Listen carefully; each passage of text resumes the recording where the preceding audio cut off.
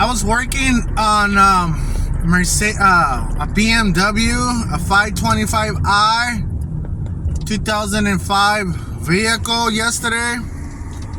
I mean, I was changing the rear brakes, and those German cars, they're could be a pain in the butt when you don't know about German cars. But we managed to do it. We changed the brakes, the rear brakes. You know, at first, like, it was difficult. Once we did one side of the brakes, and then things started getting easier. We started to get familiar more with the car, everything. So it has on one side, it seems for that kind of car, on the passenger side, rear and front passenger, it has some sensors. So those changes, every time you change the brakes, according to what they say, you have to change those sensors also. But I watched another video. There was a guy on YouTube changing the brakes. He didn't change the sensor, and he did an amazing job. Everything works fine. I did an amazing job yesterday, but I didn't change the sensor.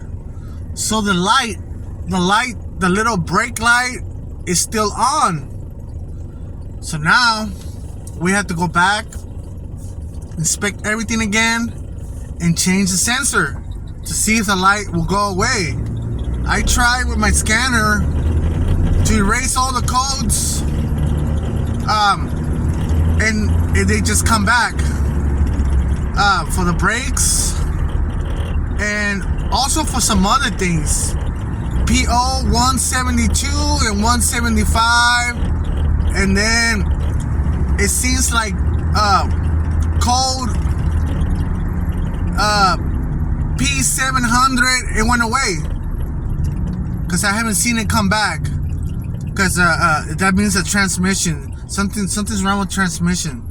So we changed the oil, but we didn't change the filter, because this guy's a cheap guy. You know, he's a cheap guy. He doesn't want to spend. He wants everything easy and everything free. So I'm trying to help him out, but I shouldn't. But anyways, I think doing this myself, I could learn things by myself. I could learn things. It will incite me to search more and to learn more about cars, you see. So that way I won't be lost. You know, when I get a flat tire, or when my battery goes out, or I won't know what to do. You know, I will not be relying on AAA all the time.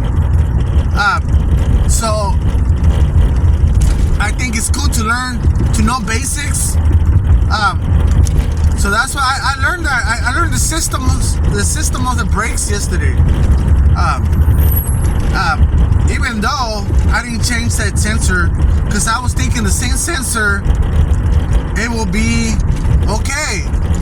Still, watching these videos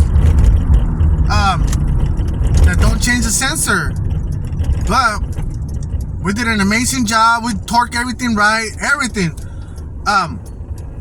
So we eliminated PO 700, and the brake system is still there. So we are assuming and thinking that it's just the sensor. The sensor with a long wire. Take that one out slowly. Disconnect it, connect the new one, and follow the line all the way and start connecting the new one.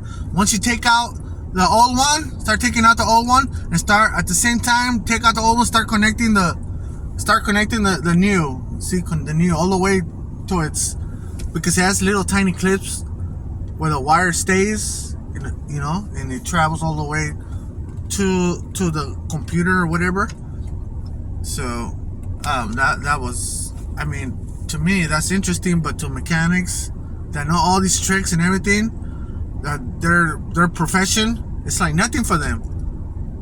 So I learned that the sensors on the passenger side and the tire, to take out the tire in a BMW, like that one, you take out the bolts, and most of the time the tire comes out real easy. Not on this one. You take out the bolts and you have to hit the tire with your feet, with a, what do you call it, rubber mallets and everything, so the tire could come out. It's difficult.